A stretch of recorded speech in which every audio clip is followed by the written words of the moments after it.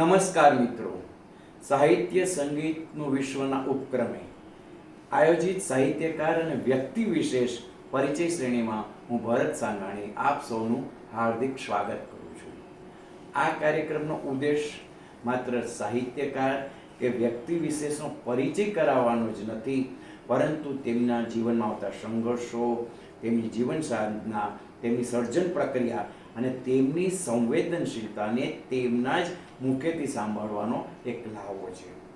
આજે આપણે એક એવી વ્યક્તિને મળવાના છે કે જેઓ અમદાવાદના વતની લીનાબેન કિનારીવાળા. તેઓ શિક્ષિત અને કર્મઠ મહિલા છે.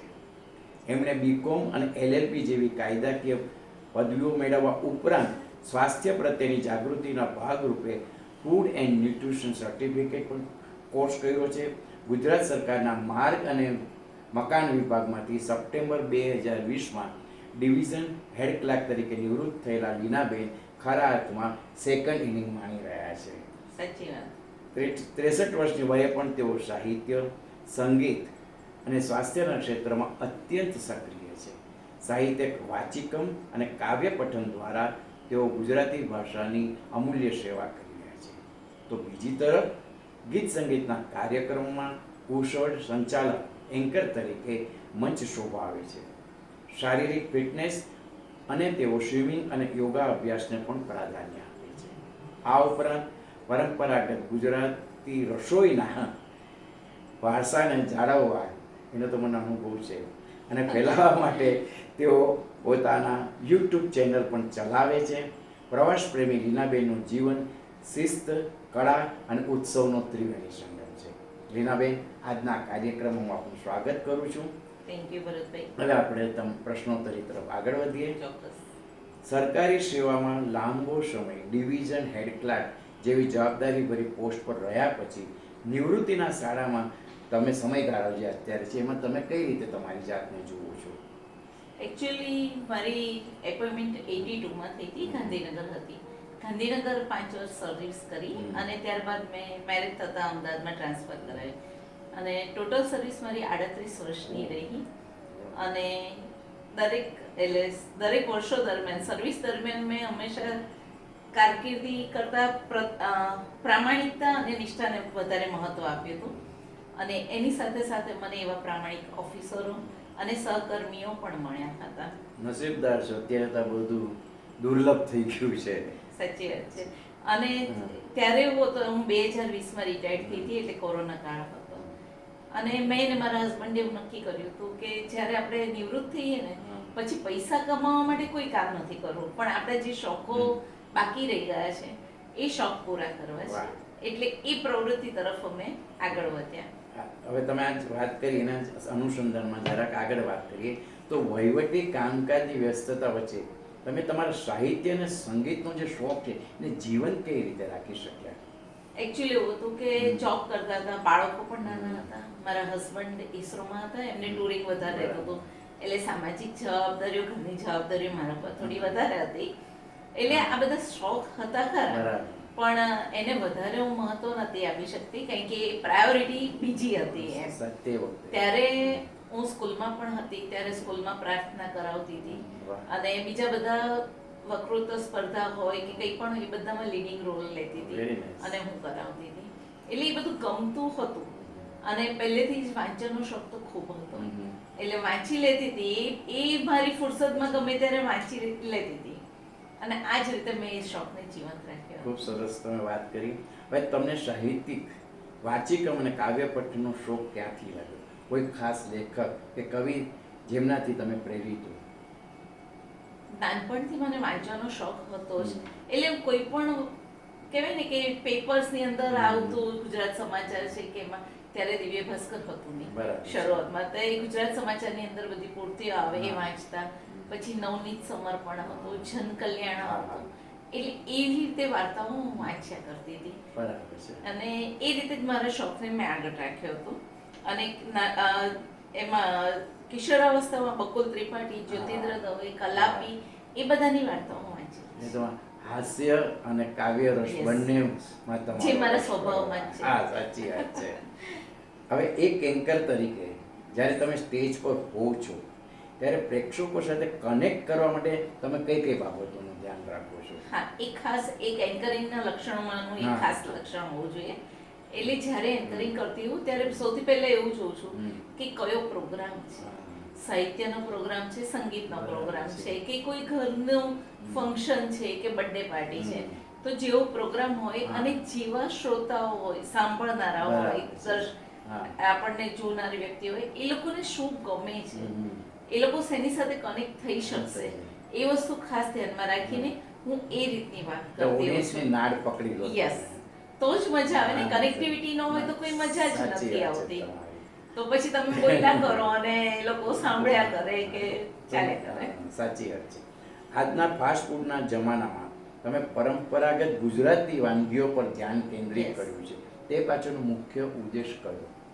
હવે સૌથી પહેલા તો કહું કે મારા ફાધર છે ને ખાવાના બહુ શોખીન હતા. એટલે એવું કે અમારા ઘરમાં કાયમ જ કંઈ ને કંઈ બને જ. હમ. અને જો ખાવાનું વ્યવસ્થિત, રસોઈ બરાબર ન હોય ને હા. તો મૂડ સવારથી બધાનો જતો રહે. સાચી વાત છે. એટલે પહેલેથી રસોઈ બનાવવાનું પણ ગમતું જ હતું. અને એટલા માટે મને એમ થાય કે ના, સારામાં સારી રસોઈ કેવી બને હા.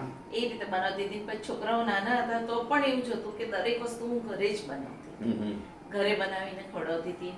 પ્લસ મારા હસબન્ડ, એટલે મારું સાસરું સુરતનું છે, હા. એટલે સુરતની ને હું તો હા. બોર્ન એન્ડ બ્રોટ અપ અમદાવાદમાં થઈ હતી, પણ સુરતની વાનગીઓ અલગ સાચી હોય. વાત છે. સુરતનું જમણ અને હા. કાશીનું મરણ. એટલે પછી મને એમ થયું કે હવે તો સુરતી વાનગીઓ આપણે હા. સરસ રીતે શીખવી જોઈએ. સાચી વાત. એ રીતે હું પરંપરાગત વાનગીઓ બનાવતી હતી. હવે નિવૃત્તિ પછી તમે યુટ્યુબ ચેનલ શરૂ કરવાનો વિચાર કર્યો અને ટેકનોલોજી સાથે તમારો અનુભવ કેવો છે? એકચ્યુઅલી એવું હતું કે હું રિટાયર્ડ થઈ 2020માં, જ્યારે કોરોના કાળ હતો ત્યારે આ પરંપરાગત વાનગીઓ બનાવવાનું શરૂ કર્યું. હમ. એટલે પછી એમ થયું કે છોકરાઓએ પણ કીધું હમ. કે મમ્મી તને આ બધું બનાવે જ છે તો ફ્રી જ છો અત્યારે, તો હવે યુટ્યુબ ચેનલ પર મૂકો ને. વાહ. અને એમાં મને મારા હસબન્ડનો ખૂબ જ સપોર્ટ હતો, કેમ કે એ બધા વિડીયો બનાવવા, હા. મૂકવું, બધું કટ કરવું, એ તો બધું સહકાર મળે તો જ editing, થઈ yes. શકે. સાચી એમાં વાત મારા છે. હસબન્ડનો મને પૂરો સપોર્ટ હતો વાહ. અને એ રીતે મેં યુટ્યુબ ચેનલ પર મૂકી. અને 63 વર્ષની વયે Yes. તમે સ્વિમિંગ અને યોગાભ્યાસ જેવી પ્રવૃત્તિઓ તમે સતત કરો છો, તો આ શિસ્ત પાછળનું રહસ્ય શું છે?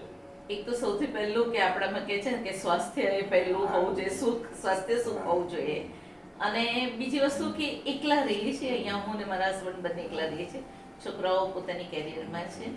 તો એવું થયું કે આપણે સૌથી પહેલા સ્વાસ્થ્ય આપણું સારું રાખવું જોઈએ, જેથી કરીને આપણે માટે દરેક વસ્તુ કરી શકીએ. જો આપણા જ હાથ પગ ચાલતા નહીં હોય તો આપણે ગમે એટલી ઈચ્છા હશે કે એન્કરિંગ કરવું છે, સંગીતમાં જવું છે, નૃત્ય કરવું છે, તો નહીં કરી શકે. સેકન્ડ થિંગ એ હતી કે મને સંબંધો બનાવવા બહુ ગમે અરે છે. વાહ. એટલે આજે મારું જે સર્કલ છે એ સર્વિસ પછીનું સર્કલ છે, હા.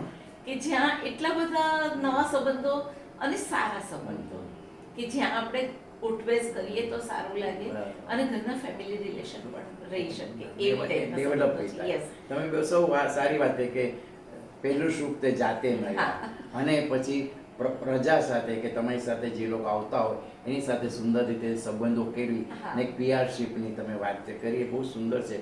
આજના એટલે બહુ જમાનામાં. મજા આવે છે. હા, અને સાચી વાત છે. એટલું સરસ ગ્રુપ થાય છે, એની સાથે સ્વાસ્થ્ય પણ સારું રહે છે અને હા. ફ્રેશ થઈ જવાય છે. હવે ફૂડ એન્ડ ન્યુટ્રિશનના અભ્યાસની ઉપયોગી તમારી રસોઈ અને દૈનિક જીવનમાં કઈ રીતે કરો છો? ચોક્કસ એનો હા. સર્ટિફિકેટ હા. Course in food and nutrition કર્યો છે. હમ. સાથે મેં એનો હેલ્થ એન્ડ અવેરનેસનો અચ્છા, પણ કોર્સ વાહ. કરેલો છે મેં. હવે હું ડાયટિશિયન તરીકે પણ કરી શકું છું હા. અત્યારે. એટલી યસ, મારી પાસે એટલો સર્ટિફિકેટ અનુભવ બી છે. મળ્યો યસ. છે તમને. અને પણ એના કરતાં વધારે મને એવું થયું કે આપણે ઘરમાં જ રહીને હા. અને એનાથી મને એ જાણકારી મળી કે શું ખાવાથી શું થઈ શકે, બરાબર છે. શું ખાવું જોઈએ કે જે તમને કેલ્શિયમ હોય તો આ લો, બરાબર. હિમોગ્લોબિન ઓછું હોય તો આ લો. હમ. એવી રીતે હમ. જાણકારી મળે છે ને એનાથી બરાબર છે. ઘરમાં ઇમ્પ્લિમેશન થાય છે સાચી વાત અને છે. સારી રહે છે સ્વાસ્થ્ય. વાહ. કોઈ ટીપ તમે આપવા માંગો છો આપણા દર્શકોને ન્યુટ્રિશન બાબત? ના, ચોક્કસ હવે તો એવું થાય છે કે કોન્શિયસ રહેવું જ જોઈએ હા. અને બહારનું થોડુંક ઓછું નહીં ખાવું, એવું તો અત્યારે પોસિબલ જ નથી, પણ થોડુંક ઓછું ખાઈને ઘરનું ખાવું જોઈએ. વાહ. તમે પ્રવાસ પ્રિય છો, યસ. તો ત્યાં આગળ તમારે આ બધા એડજસ્ટમેન્ટ તો કરવા જ પડતા હશે. હા હા, ચોક્કસ. અને તમારા અત્યાર સુધીના પ્રવાસોમાંથી કોઈ એવો અનુભવ જેને તમારી જીવન દ્રષ્ટિ બદલી નાખી હોય? ચોક્કસ ઇન્ડિયામાં ઘણી બધી જગ્યાએ હા. ફર્યા છીએ અમે, પણ હમણાં થોડા વખતે અમે ઇન્ડિયાની બહાર પણ ફરવાનું શરૂ કર્યું છે. તો અમે યુરોપના પ્રવાસે ગયા હતા. હા. તો ત્યાં આગળ જે એક વસ્તુ જોવા મળે છે જે આપણા ઇન્ડિયામાં, એવું નહીં કહું કે ઇન્ડિયામાં નથી, કારણ કે એનો ભાગ આપણે પણ છીએ જ એમ. એટલે પણ ત્યાં આગળ જે શિસ્ત જોવા મળે છે, ટ્રાફિક રૂલ્સ જોવા મળે છે, ત્યાં તમને કશી જગ્યાએ પોલીસ સિક્યોરિટી નથી જોવા મળતી, અને છતાં બધા રૂલ્સ એન્ડ રેગ્યુલેશન પ્રમાણે ચાલે છે. કોઈ પણ જગ્યાએ જાઓ, તમે રેસ્ટોરન્ટમાં જાઓ, ટેક અવે હોય ને તો પણ બધા ક્યુમાં જ ઊભા હોય, અને એ પણ થોડું ડિસ્ટન્સ રાખીને ઊભા હોય. આમ અંદર વચ્ચેથી કંઈક જતા રહેવાનું, લઈ લેવાનું, જે આપણી પ્રકૃતિ છે એવું નથી હોતું. પણ તમારો કોઈ ખાસ અનુભવ ખરો કે જેને તમારા જીવન તરફ જોવાનો દ્રષ્ટિકોણમાં કંઈક ફેરફાર કર્યો હોય? હા, એના કારણે જ મને હવે અહીંયા પણ હું ક્યાંય જતી હોઉં તો મને એમ થાય કે ના ના, આપણે આવું ના કરવું જોઈએ, હા. આપણે ગમે ત્યાં ફેંકવું ના જોઈએ, પાણીનો બગાડ ના કરવો જોઈએ, જેટલું જોઈએ એટલું લેવું જોઈએ.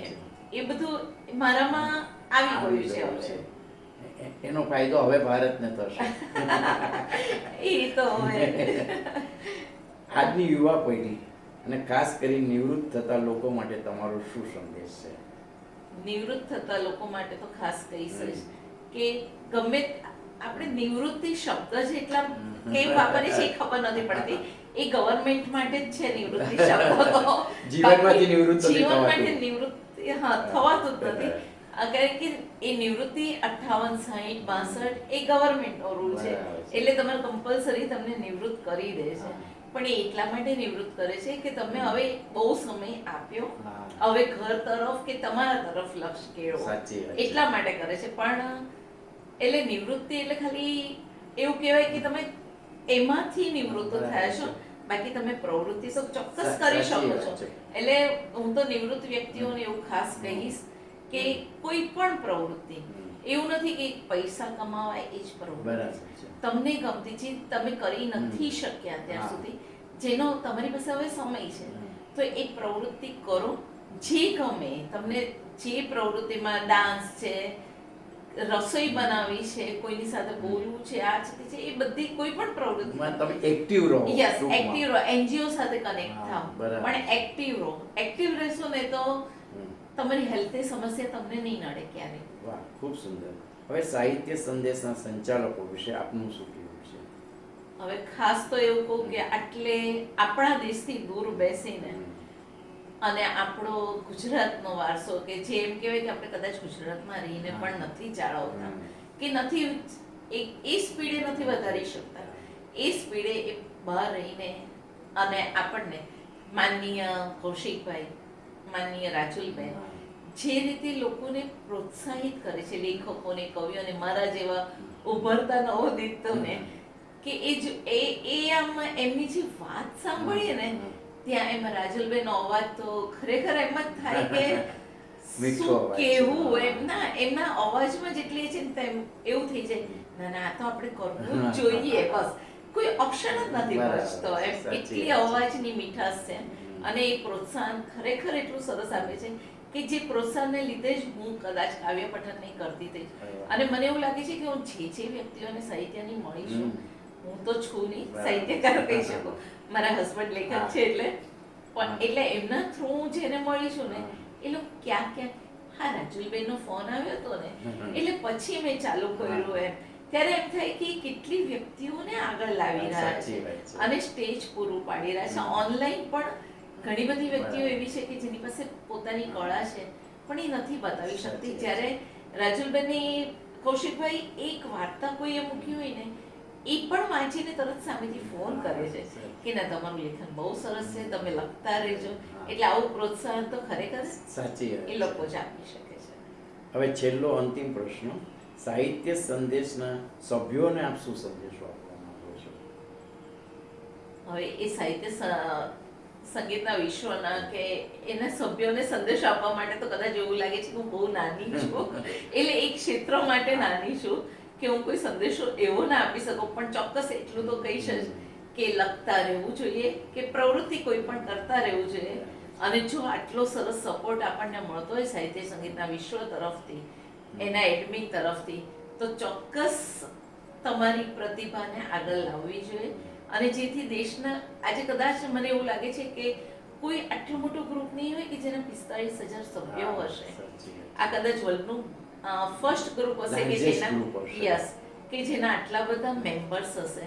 તો તમારી કોઈ પણ વાર્તા, કોઈ પણ તમારી એ મૂકેલી હોય કૃતિ, એ આટલા બધા જણ સાથે, આટલી બધી વ્યક્તિઓ સાથે પહોંચવા માટેનું બેસ્ટ સ્ટેજ છે. એનો તમે ઉપયોગ કરો. યસ, ઉપયોગ કરો. સાચી, ખૂબ સારી વાત કરી લીનાબેન. આજની તમારી સાથેની આ મુલાકાત ખરેખર યાદગાર રહી છે. Thank you. દર્શક મિત્રોને પણ આ ગમશે ને તેઓ તેમાંથી પ્રેરણા મેળવશે. આજના આ કાર્યક્રમ આપણે અહીં સમાપ્ત કરીએ છીએ. આવતી મુલાકાતમાં મળશું એક નવી પ્રતિભા સાથે. ભરત સાંગાણીના જય હિન્દ. જય હિન્દ.